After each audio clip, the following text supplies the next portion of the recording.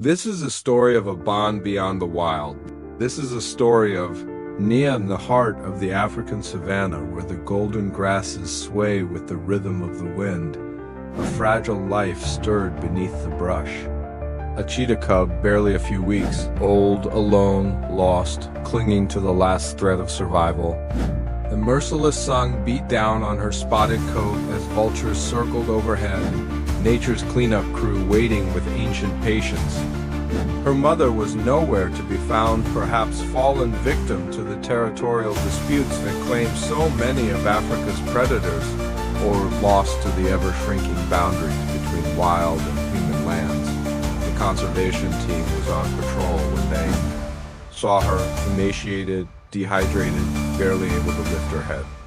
They named her Nia, Swahili for purpose, a name given with hope and urgency. Dr. Sarah Chun, the team's wildlife veterinarian, had seen too many cubs arrive too late.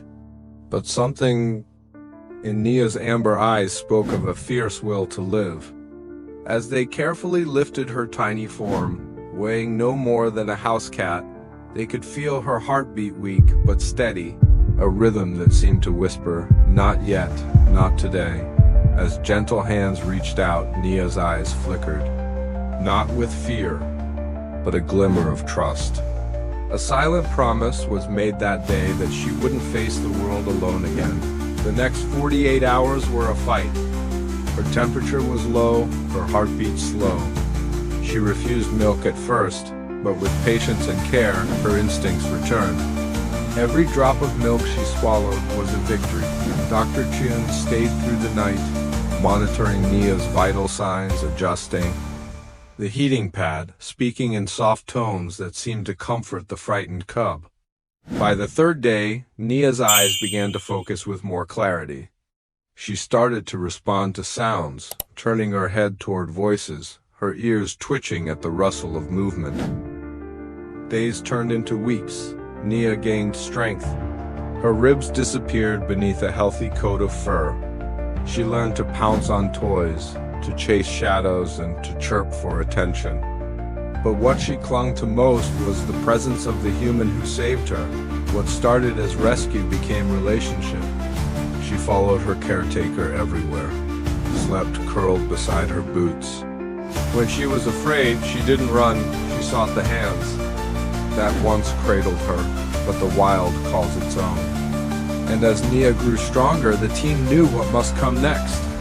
Training her to hunt, to hide, to listen to the instincts she was born with, they introduced live prey in controlled environments, teaching her to stalk and pounce with the precision her species was born for.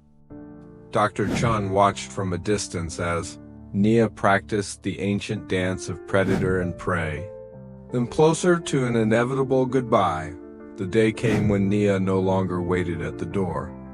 She lingered at the edge of the enclosure, looking out to the grasslands that once abandoned her and now waited to welcome her home. With the gate open, Nia paused, looked back once, and ran, not in fear, but in freedom. A blur of golden spots and strength reclaiming her wild. Nia's story is not just of survival, but of connection, of what happens when compassion meets purpose. Today she roams free, but her story reminds us why we protect, why we care, and why we choose to believe in second chances.